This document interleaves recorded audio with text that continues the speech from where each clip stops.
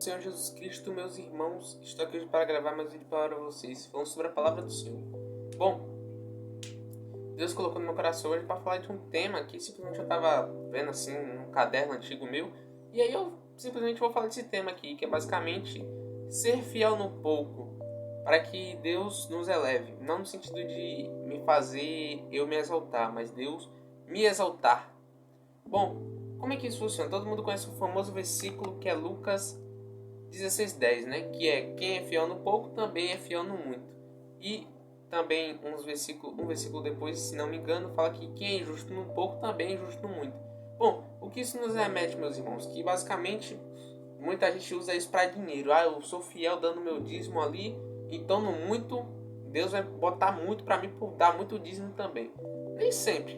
Não quer dizer que você dá dízimo que de forma obrigatória Deus vai ter que te dar algo. Não, não é assim que funciona. É de coração, meus irmãos. Que o próprio Paulo disse: se você for dar dinheiro, dê da misericórdia. Dê a quantia que o seu coração propor. E não o que você acha que tem que dar, porque tem uma lei lá que fala que tem que dar os 10%. Bom, por que tudo do seu coração? Porque, por exemplo, tem gente que passa necessidade, mas que quer fazer uma oferta ao Senhor. Mas que se ela dá o dinheiro todo dela, misericórdia, não vai ter comida em casa. Por isso que nós temos que ter zelo. Devemos sim cooperar com a obra de Deus, devemos sim doar, dar o dízimo, doar aos pobres, mas você também tem que ter zelo. Não é você ser um insensato. A Bíblia ela diz: doe aos pobres, doe a quem não tem. Mas a Bíblia também diz: ó, não seja também um cara meio bobo, né, mano? Você tem que ser sensato. Você não pode ser insensato de você tem 100 mil conto, eu vou dar 100 mil reais à instituição. Sendo que aqueles 100 mil reais você vem juntando há anos. Não faz sentido.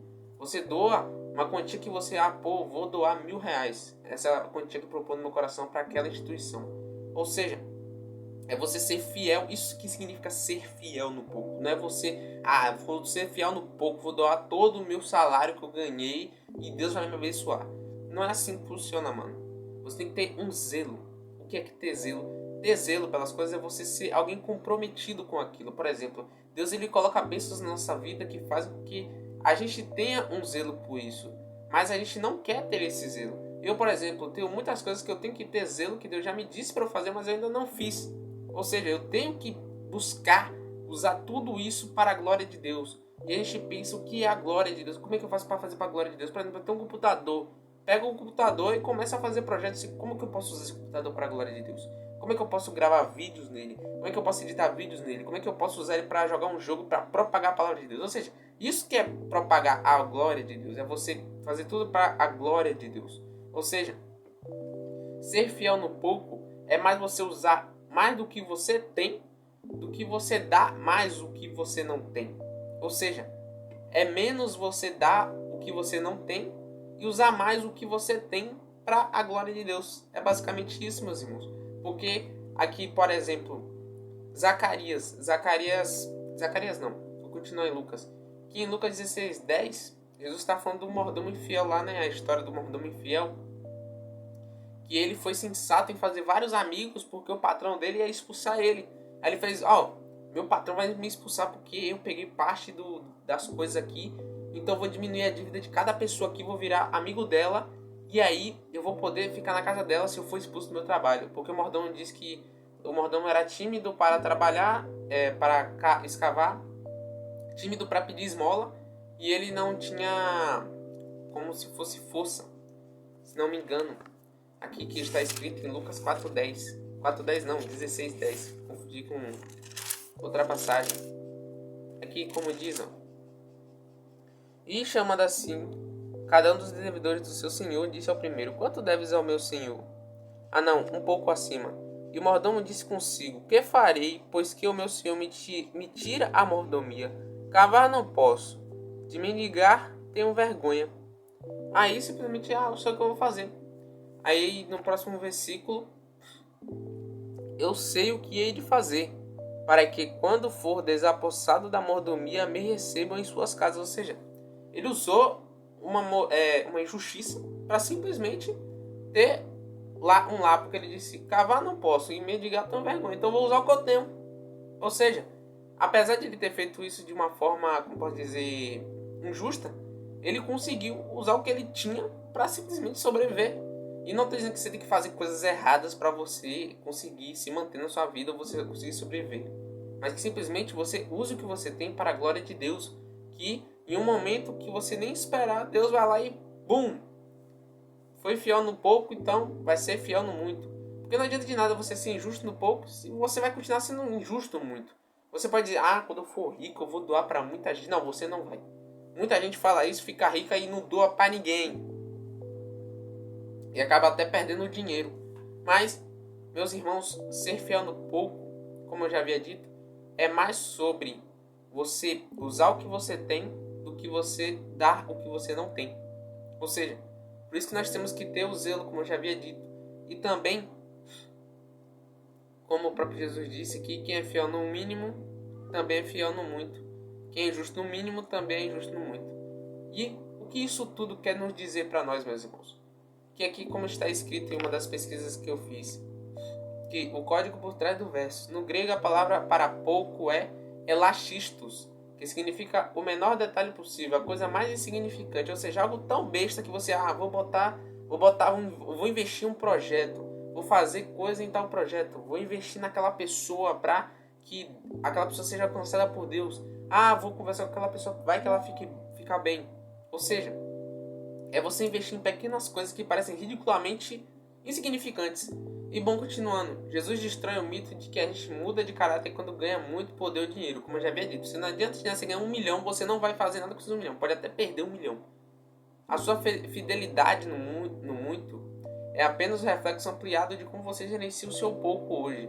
O seu tempo, a sua boca, os seus rascunhos, a sua postura quando ninguém está olhando. Ou seja, esse pouco que parece ridículo de tô em casa, não estou fazendo nada. Você, mesmo ninguém vendo, só Deus vendo, só você sabendo que Deus está vendo, ou você, mesmo sabendo que você pode fazer o que você quiser, você escolhe agir de maneira justa. E Deus, ele se agrada disso. Como por exemplo, eu vou lá, estou fazendo uma coisa, estou vendo meu quarto todo bagunçado. Em vez de eu simplesmente deixar tudo bagunçado, não. Vou arrumar meu quarto para deixar ele bem bonito. Deus se agrada dessa ação, por mais que ela pareça ridiculamente pequena. Porque, meus irmãos, uma mudança de caráter ela não vai vir do dia para noite. Você não vai dizer na oração, Deus, muda meu caráter agora. Não. Se fosse assim, meus irmãos, misericórdia. Deus não precisava nem fazer processo para a gente passar. Era só todo mundo mudou de caráter, vou votar, Jesus vai votar. Mas nós, seres humanos, temos um tempo. Cada um tem um tempo para adquirir o seu caráter a partir de um processo. Por isso que nós passamos por muitas provações. Porque lá em Deuteronômio, na palavra de Deus, fala que Deus, ele nos prova a partir do deserto. Aqui, que o Deuteronômio 13:3, que fala muito sobre o deserto. Deuteronômio 13:3 não. Deuteronômio 8:16. Que no deserto te sustentou com maná que tens pais que não conheceram. Aí na parte B, para te humilhar e para te provar e para no teu fim te fazer bem. Ou seja, o que Deus ele quer humilhar a gente no deserto, ele quer simplesmente provar a gente no deserto para simplesmente nos fazer bem. Não é que Deus ele vá lá, seu ser humano pecador, ele não quer te humilhar.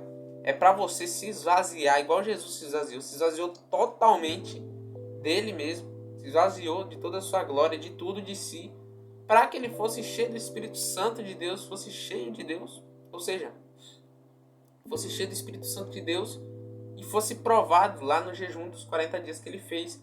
Tudo isso para fazer pelo bem dele.